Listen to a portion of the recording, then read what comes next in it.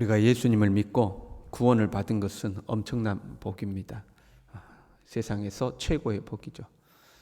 천하를 얻고도 지옥에 간다면 무슨 소용이 있겠습니까? 그런데 예수님을 믿고 받은 복이 천국에 가는 것만은 아닙니다. 큰 복이지만 그것 말고도 또 다른 복들이 있습니다. 이 세상을 사는 동안 우리가 누리는 놀라운 복이 있는 거죠. 그 복을 알면서도 못 누리는 사람이 있는가 하면 모르고도 못 누리는 사람들도 있죠. 예수님이 우리에게 주신 복이 무엇인지를 알아야 한편으로는 누리고 살 거 아닙니까? 전쟁터에 나가는 병사가 자기가 가진 무기가 무엇이 있는지를 알아야 전장에서 그 무기를 활용해서 잘 싸우지 않겠습니까? 지금 본문은 예수님께서 제자들을 떠날 것을 예고하고 계시죠. 그런데 예수님께서 제자들을 떠날 때에 아무 대책도 세워놓지 않고 그냥 호련히 사라지는 것은 아닙니다. 예수님이 제자들을 떠나면서 제자들에게 주신 두 가지가 있습니다. 우리도 마찬가지죠. 이 두 가지가 우리에게 있음을 기억해야 합니다. 먼저 13절에 보면요. 너희가 내 이름으로 무엇을 구하든지 내가 행하리니 이는 아버지로 하여금 아들로 말미암아 영광을 받으시게 하려 함이라. 내 이름으로 무엇이든지 내게 구하면 내가 행하리라. 예수님은 제자들에게 예수님의 이름을 주고 가셨습니다. 예수님의 이름으로 무엇이든지 구하면 그대로 행할 것이다. 그 예수님의 이름을 우리에게 주신 거죠. 우리는 이 예수님의 이름을 가진 사람들입니다. 우리가 마트에 가서 돈을 주면 물건을 주잖아요. 우리에게 돈을 주면 물건을 주죠. 수표를 주면 돈을 주든지 물건을 주는 거죠. 주는 거잖아요.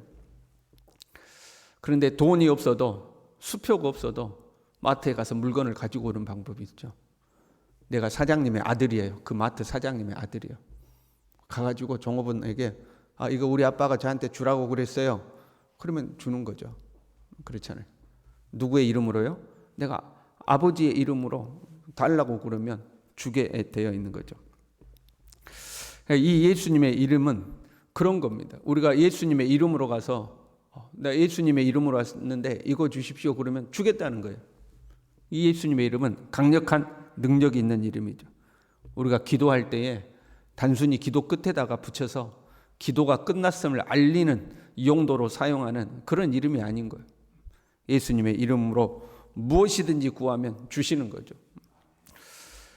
그렇다고 해서 누구라도 이 예수님의 이름을 사용한다고 되는 것은 아니죠. 예수님의 이름과 아무 상관없는 사람이 나도 그 예수님의 이름을 좀 사용해야겠다 한다고 되는 것은 아니죠. 자기가 마트 사장님 아들이 아닌데 마트에 가가지고 우리 아빠가 주라고 그랬어요. 그런다고 주는 건 아니잖아요. 그럼 넌 누구냐 그럴 거 아니에요. 마트 사장님의 아들이어야 되는 거죠. 예수님의 이름을 사용할 수 있는 사람은 예수님을 믿는 사람입니다. 그리고 예수님을 믿는 사람 중에서도 예수님과 친밀한 사람이죠. 예수님과 친밀하다는 것은 그 예수님과 얼마나 신뢰 관계가 형성됐느냐 이거죠. 예수님과 친하면 친할수록 그 이름의 권세가 더 생기는 겁니다. 세상에서도 권력자들과 내가 얼마나 친한가를 과시를 하잖아요. 저 사람이 누구랑 친하대. 그러면 그 사람이 더 많은 일을 할 수 있다고 생각하는 거죠. 내가 예수님과 친해지면 친해질수록 내가 사용하는 예수님의 이름이 더 권세가 생깁니다.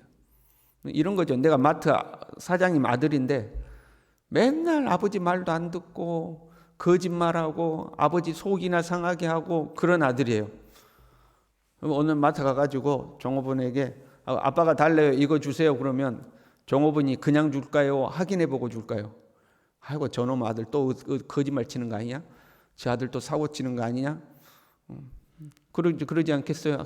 잠깐만 아빠한테 전화 좀 해보고 하고 전화해보지 않겠어요? 사장님 아들이 이거 달라는데 주라고 하셨어요? 그러지 않겠어요? 그런데 내가 아버지와 신뢰관계가 완전 돈독한 아들이에요.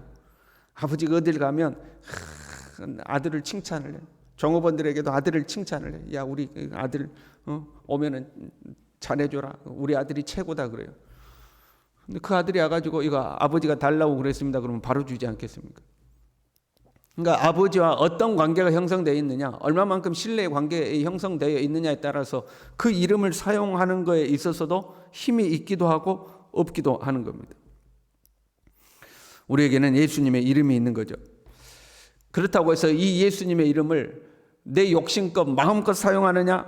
그렇지 않습니다. 그러면 여러분 문제 아들이 되는 거죠. 마트에 가가지고 내 아버지가 달라고 그래서 하고 아무거나 내 마음껏 막 가져가고 마음껏 먹고 그러면 그 아들 문제가 되는 거 아닙니까? 그래서 내 계명을 가지고 지키는 자라야 나를 사랑하는 자다 하고 말씀하시는 거죠. 예수님의 이름을 사용할 수 있는 자는 예수님과 친밀해지게 돼 있고 예수님과 친밀해질수록 내 마음껏 사용하는 것이 아니죠. 그래서 예수님이 우리에게 두 번째로, 첫 번째는 예수님의 이름을 제자들에게 주셨고 두 번째는 성령을 주셨습니다. 16절에요. 내가 아버지께 구하겠으니 그가 또 다른 보혜사를 너희에게 주사 영원토록 너희와 함께 있게 하리라. 보혜사를 너희에게 보내주겠다는 거죠. 이 보혜사는 카운셀러죠. 옆에서 우리를 도와주시는 분, 그런 말이에요. 무엇을 우리를 도와주시는가? 그러니까 우리가 예수님의 뜻대로 예수님의 이름을 사용할 수 있도록 우리를 도와주는 거예요. 예수님의 이름을 사용하는 것은 내 마음껏, 예수님의 이름으로 구하면 뭐든지 한다고 그랬으니까 내 마음껏 아무거나 막 구하는, 그게 아니죠. 예수님의 뜻대로 합당하게 구하는 것을 말하는 거죠. 우리가 이 대사를 미국으로 보냈다고 해봐요. 한국에서 대사를 미국으로 보냈어요. 그 대사가 미국에 가가지고 자기 마음대로 합니까? 자기 마음대로 먹고 자기 마음대로 돌아다니고 자기 마음대로 협상해가지고 자기 마음대로 결과를 가지고 오는 건 아니잖아요. 대사란 대한민국의 이름을 가지고 가는 사람이잖아요. 그러면 대한민국에서 원하는 대로 일처리를 해야 되는 거죠. 내가 대한민국의 이름을 가지고 갔다고 해서 마음껏 하는 건 아니다 이 말이죠. 예수님의 이름으로 구한다는 것은 내 마음껏 하는 것이 아니에요. 성령께서는 우리를 지키고 보호하시고 인도하시죠. 그러나 무엇보다도 우리에게 예수님의 뜻이 무엇인지를 가르쳐 주는 거예요. 26절에요. 보혜사 곧 아버지께서 내 이름으로 보내실 성령, 그가 너희에게 모든 것을 가르치고 내가 너희에게 말한 모든 것을 생각나게 하리라. 우리가 무엇을 구해야 될지 알지 모를 때에 성령께서 말할 수 없는 탄식으로 우리를 위하여 친히 간구해 주시는 거죠. 그래서 내가 예수님의 이름으로 하나님 아버지께 무엇을 구해야 될지 성령께서 우리를 이끌어 가시는 겁니다. 예수님 우리에게 이 두 가지를 주셨어요. 하나는 예수님의 이름이에요. 무엇이든지 원하는 대로 구해라. 그래야만 내가 그대로 시행할 것이다. 누구 이름으로? 예수님의 이름으로. 그리고 그 능력의 이름을 우리에게 주시고 그 능력의 이름을 남용하지 않도록 성령을 보내주셔서 성령께서 우리를 가르쳐 주시는 거죠. 세상 사람들에게는 이게 없는 거예요. 우리에게만 있는 거죠. 17절에 그는 진리의 영이라 세상은 능히 그를 받지 못한다 이렇게 되어 있죠. 예수님을 믿는 우리에게 주신 축복이에요. 영적인 세계에서 강력한 힘이 있는 무기와 다름없는 거예요. 현실 세계에서는, 이 육신의 세계에서는 예수님의 이름이 능력이 없을 수도 있어요. 여러분 사람들 만나서 한번 이렇게 이야기해봐요. 나는 예수님의 이름으로 당신을 만나러 왔습니다. 그럼 사람들은 뭐라고 그러겠어요? 내가 예수님의 이름으로 당신에게 이것을 요구합니다. 나에게 주십시오. 그럼 뭐라고 그랬어요? 우리 얼마나 비웃겠어요. 저 바보 아니야? 그러지 않겠습니까? 이 세상에서는 예수님의 이름이라고 그러면 사람들이 우리를 무시할 수도 있고 비웃을 수도 있어요. 왜? 모르니까. 그러나 영적인 세계에서 예수님의 이름은 강력한 권세를 가집니다. 이 예수님의 이름으로 기도하고 그러면 하나님께서 응답하시는 거죠. 나의 경건과 나의 능력으로 하나님께 나아가는 것이 아니라 예수님의 이름을 가지고 가는 거예요. 그러니까 내가 어떠한 사람이든지 때로는 내가 하나님 앞에 부족하고 모자라 보일 수도 있지만 나를 보시고 주시는 것이 아니라 내가 예수님의 이름을 들이밀기 때문에 예수님의 이름으로 기도합니다. 예수님의 이름으로 구합니다. 할 때 하나님께서 그 예수님의 이름 때문에 주시는 거예요. 또한 이 예수님의 이름으로 어둠의 권세들을 몰아내게 돼 있죠. 우리의 삶에 스멀스멀 침투해 오는 이 어둠의 권세들을 어떻게 내 힘으로 몰아냅니까? 예수님의 이름으로 어둠의 권세들을 몰아내는 거죠. 예수님의 이름으로 영적 세계를 향하여서 이 세상을 향해서 강력하게 선포하는 거죠. 그러면 세상은 그걸 보고 웃을지 몰라도 영적 세계에서는 변화가 일어나기 시작하는 겁니다. 보이지 않는 세계에서부터 예수 그리스도의 이름으로 기도하고 선포하고 싸우면 보이지 않는 세계에서 역사가 나타나게 되어 있는 거예요. 그리고 그것이 결국 보이는 세계로 드러날 때가 오는 거죠. 그 예수님의 이름으로 어떻게 기도하고 예수님의 이름으로 어떻게 선포하고 나는 잘 모르는데 그거 어떻게 하는 거지? 걱정할 게 없죠. 성령께서 우리와 함께하고 계시는, 성령께서 우리를 가르쳐 주시는 겁니다. 내 기도가 좀 서툴고 모자랐는데 기도하다 보면 성령께서 내가 어떻게 기도해야 될지 성령께서 가르쳐 주시는 거예요. 내 안에서 성령께서 생각을 주시고 어떻게 해야 되는지 인도해 주시는 거죠. 그 성령이 우리와 함께 계셔서 우리를 가르치시는 겁니다. 우리에게는 이 기도와 성령이 있는 겁니다. 예수님의 이름과 성령이 있는 겁니다. 여러분, 예수님의 이름을 의지하고 성령을 의지하여 살아갈 수 있기를 바랍니다. 그러다 보면 우리가 어느덧 주님과 더 친밀해지는 거예요. 그래서 예수님이 하나님 안에, 우리가 예수님 안에, 예수님이 우리 안에 계시는 것을 알게 되는 거죠. 점점 주님과 더 친밀해지는 거죠. 우리는 이 세상을 힘없이 사는 사람들이 아닙니다. 저와 여러분에게는 예수 그리스도라는 강력한 이름이 있는 거예요. 이 이름을 들이매면 하나님이 역사하게 되어 있는 거예요.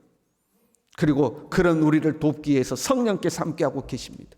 이 성령을 의지하시고 예수 이름의 권세를 가지고 오늘도 담대히 하나님의 보좌 앞에 나아가서 예수 그리스도 이름으로 기도하는 저와 여러분 될 수 있기를 바랍니다. 기도하겠습니다. 하나님 감사합니다.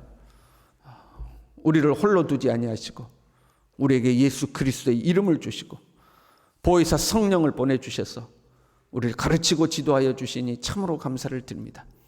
주님, 우리가 세상을 사는 동안 예수님의 이름이 내게 있음을 확신하고 강하고 담대하고 자신 있게 세상을 살아갈 수 있도록 우리를 붙들어 주시고 성령께서 시시때때로 우리를 가르쳐 주셔서 예수 그리스도의 이름의 권세를 상실하지 아니하고 때로는 오용하지 아니하고 적절하게 예수님의 이름을 잘 사용하는 하나님의 사람들이 되도록 성령께서 우리를 가르치고 지도하여 주시옵소서. 예수님의 이름으로 기도 올리옵나이다. 아멘.